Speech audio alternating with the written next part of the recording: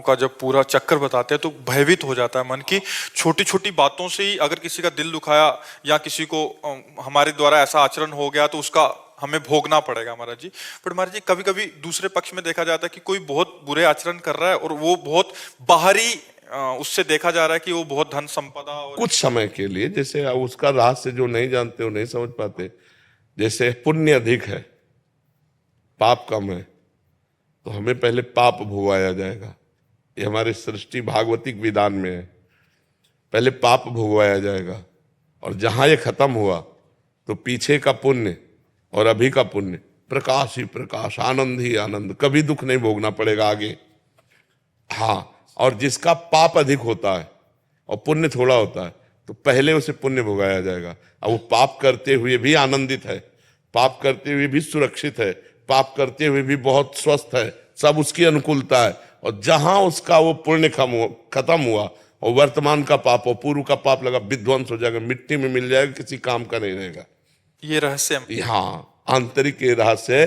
देखो, महाराज नृग ने इतना दान किया कि दानियों में सर्वश्रेष्ठ नाम पड़ा। उनसे थोड़ा सा पाप बन गया, गाय जो दान न लेने वाले ब्राह्मण की गाय गौशाला आ गई और उन्होंने दान में दे दिया। अब वो वापस नहीं दे रहा था, वो वापस ले नहीं रहा था, और गौएं, बस इतने अपराध के। तो वहां पूछा गया कि आप अपने आप का थोड़ा सा पाप है, आपको भोगना पड़ेगा, तो आप पहले पाप भोगिए क्योंकि थोड़ा है। तो उनका जिसो तुरंत गिरगिट बन के द्वारिका में कुएं में पड़े थे। और पुण्य का महान फल कि भगवान श्री कृष्ण के हाथ से उनका उद्धार हुआ और वो अपने स्वरूप को चले गए। तो ये जो पापी लोग हैं बहुत सुखी दिखाई देते हैं, इनका पूर्व का पुण्य जो थोड़ा है उसको नष्ट किया जाता है। और जब ये नष्ट हुआ तो देख लो ऐसे परिवार हैं कि विध्वंस हो गए, देखा गया। हाँ, वो नष्ट हो जाता है। जब पाप का परिणाम आएगा तो नष्ट हो जाएगा। बड़े बड़े संतों को कष्ट में देखा जाता है, क्यों? उनके थोड़े पाप हैं, भोग कर वो भगवान को प्राप्त होंगे। हमारे जी जो भजन कर रहे हैं वो उनमें काफी प्रश्न भी आते हैं ऐसे, तो फिर तो पूर्व का जो पाप है वो उसको कष्ट दे रहा है। और जहां ये पूर्व का पाप नष्ट हुआ और पुण्य का मिलान हुआ, प्रकाश हो जाएगा, आनंदित हो जाएगा। इस विधान को संसारी लोग जानते नहीं तो कहते ज्यादा धर्म कर्म करोगे तो दुख ही भोगोगे, ज्यादा भजन करोगे तो दुख भोगोगे, क्योंकि पाप करने वाले सुखी हो रहे।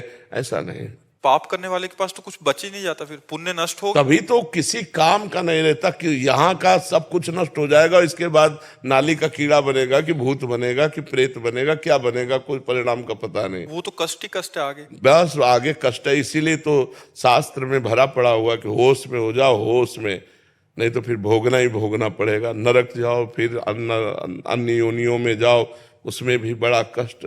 मनुष्य शरीर में तो कहीं पीड़ा है तो हम वैद्य डॉक्टर से मिल सकते हैं, लेकिन सुअर कुत्ता बनने पर अरे जिंदा जला के लोग खा रहे हैं, हाथ पैर बांध दिए ऐसे ही लकड़ी में, नीचे से आग लगा दी, धीरे धीरे पक रहा है और उसे खा रहे हैं लोग।